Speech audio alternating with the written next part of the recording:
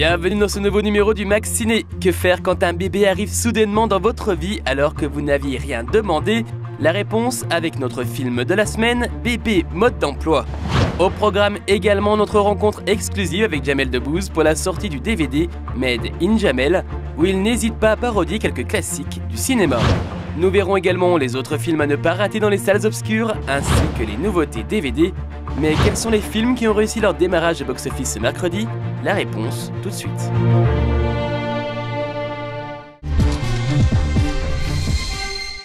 Ils ont réussi à vous attirer en salle dès les premières séances à Paris à 14 h. Voici le top 3 des meilleurs démarrages. Troisième, le film Mon Pote avec Édouard Baird et Benoît Magimel qui totalise 541 spectateurs à 14 h à Paris, soit 36 personnes en moyenne par séance. Il est deuxième, c'est le thriller À bout portant avec Gilles Lelouch, 89 personnes par salle en moyenne pour un total de 1512 entrées. Enfin premier, logique, le dernier Disney Réponse, qui totalise un impressionnant 6507 entrées avec une moyenne de 325 spectateurs par séance. Des démarrages parisiens prometteurs qui devraient sans aucun doute se confirmer dans les salles de l'Hexagone.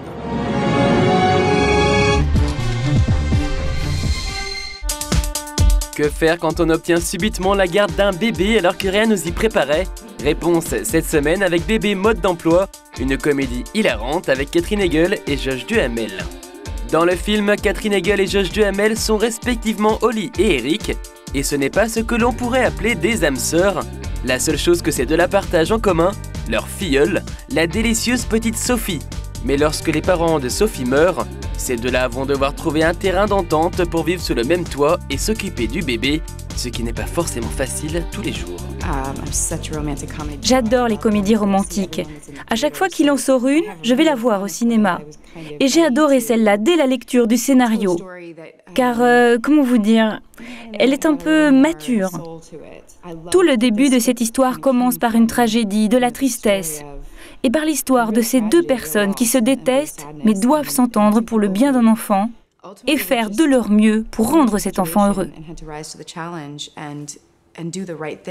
Alison et Peter vous ont-ils parlé de leur démarche pour la tutelle de Sophie en cas de disparition? Non. Leur choix s'est porté sur vous. Attendez voir, lui et moi, ils nous ont choisis tous les deux? Croyez-moi, j'ai essayé de les en dissuader. Il est prévu qu'on vive ensemble dans cette maison? Il y a des filles qui me disent « Mais sœur, laisse tomber la capote », je leur dis non, et je me retrouve avec un gosse sur les bras. Il faut qu'on se fasse un programme. C'est ma soirée de libre. Elle fait sa tête de caca. Elle va faire dans la baignoire. Lève la manette. Non, non, non, non, oh non, dans ma casquette. Il te plaît, ce vin? Oh, Oli, elle va marcher. Retiens-la. Comment veux-tu que je la retienne? Retiens-la. Ok. J'arrive. Mais qu'est-ce que t'as fait? Tu m'as demandé de la retenir, alors je l'ai légèrement poussée. J'ai compris pourquoi Peter et Alison nous ont choisis. C'est parce que toi, moi et Sophie, on est une famille. Si comme dans toutes les bonnes comédies romantiques, le garçon et la fille ne s'aiment pas vraiment au début mais vont être forcés de passer du temps ensemble, cela n'a pas été le cas entre les deux acteurs de Bébé mode d'emploi. C'est même Catherine Hegel qui a poussé les producteurs à embaucher Josh Duhamel pour le rôle principal masculin. Le personnage de Josh est vraiment une sorte de mec bordélique. Fan de baseball, il porte tout le temps le même jean, le même t-shirt. Et comment vous dire, Josh dans la vie, c'est tout l'inverse. Il est poli, classe, propre sur lui, mais je savais qu'il avait le talent pour incarner ce personnage. Une comédie qui ne manque pas de talc, nous dit l'affiche. Alors courez voir Bébé mode d'emploi dans les salles dès le 8 décembre. Oh, c'est Slumdog Millionnaire là-dedans. Bonjour. Oh. Quoi? Ma chérie, vous avez de la merde sur la figure.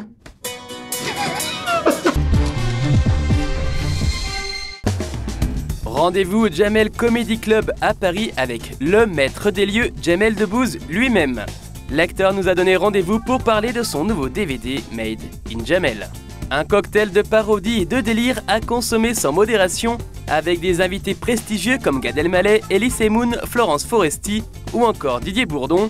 Un hommage au trio des inconnus qui faisait se plier de rire la France entière avec des sketchs devenus cultes. Je t'emmerde, Merteuil, et tu vas me le payer.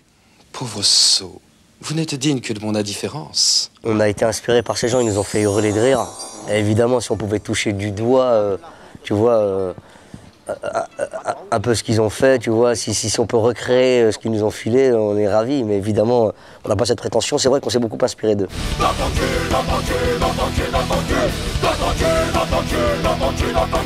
Parmi les sketchs, pas mal de parodies de films.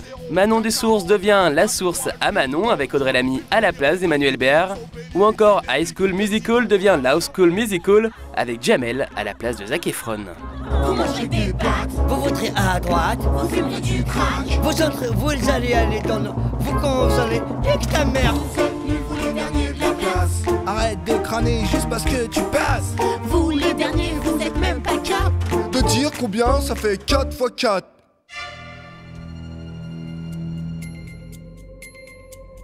Neuf. Et si Jamel a invité sur son DVD des noms prestigieux, on y retrouve aussi pas mal de membres du Jamel Comedy Club, car le rôle préféré de Jamel Debbouze pourrait bien être celui de dénicheur de talent. Il y a aujourd'hui une dynamique d'auteur, tu vois, plus la troupe du Jamel Comedy Club. J'ai enfin un outil assez rond, quoi, un truc artistique qui me plaît bien. Et puis cette salle, qui est un lieu maintenant de rencontre de la scène émergente, voilà. Aujourd'hui, on a réussi à créer une dynamique marrante qui me convient et j'ai plus aucun mal à transformer des idées. C'est ça qui est super. Il y a un téléphone qui grince. Ah putain, c'est Michelle Obama, copain. Je te rappelle, Michel. Je te rappelle. D'accord, je l'éteins.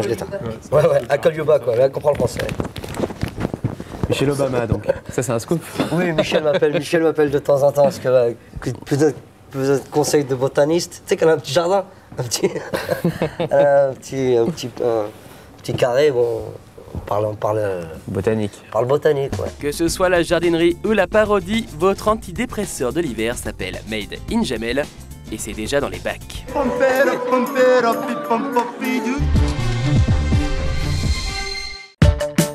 Un musicien dans la nuit new-yorkaise, un film sur l'enfance de John Lennon et le retour final du monde de Narnia, c'est le programme ciné de la semaine. Déjà en salle, Lullaby avec au générique la pétillante Clémence Poésy. À New York, Sam est libraire le jour et musicien la nuit, dépressif depuis la perte de la femme de sa vie, jusqu'à sa rencontre incongrue et quelque peu loufoque avec une jeune femme mystérieuse prénommée Pi.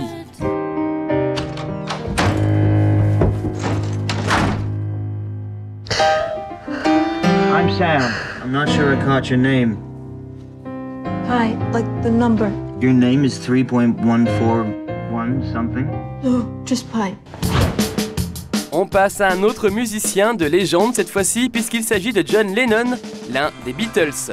Le très beau film Nowhere Boy raconte son enfance dans une famille pleine de secrets.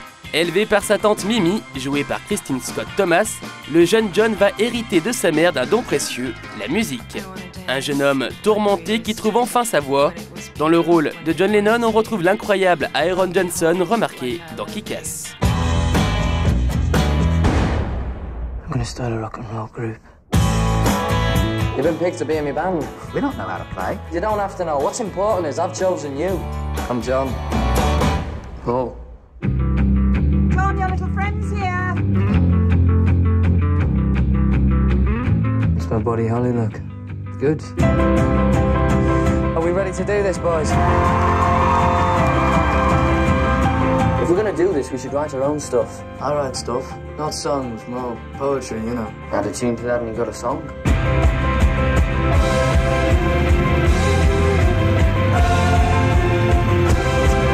Nowhere Boy, c'est dans les salles dès le 8 décembre. Alors que l'aventure d'Harry Potter au cinéma va bientôt prendre fin, une autre trilogie connaît elle aussi son final cette semaine, celle du monde de Narnia. Dans l'Odyssée du passeur d'aurore, Edmund et Lucy Pevensie, ainsi que leur détestable cousin Eustache, se retrouvent happés par un tableau et subitement projetés dans le royaume de Narnia, à bord d'un navire majestueux, le passeur d'aurore. Vous allez me dire où je suis, tout de suite. À bord du passeur d'aurore. D'accord, qu'est-ce que j'ai dit? D'après l'œuvre de C.S. Lewis. Aslan. Vous venez de loin. Votre aventure commence maintenant. Regardez. Voyageurs de Narnia, je suis votre guide. Comme vous êtes belle. Si cela vous déconcentre trop, je peux changer de forme. Non! Vous aussi rejoignez le monde de Narnia, l'Odyssée du Passeur d'Aurore, en salle dès le 8 décembre. Le monde de Narnia, l'Odyssée du Passeur d'Aurore.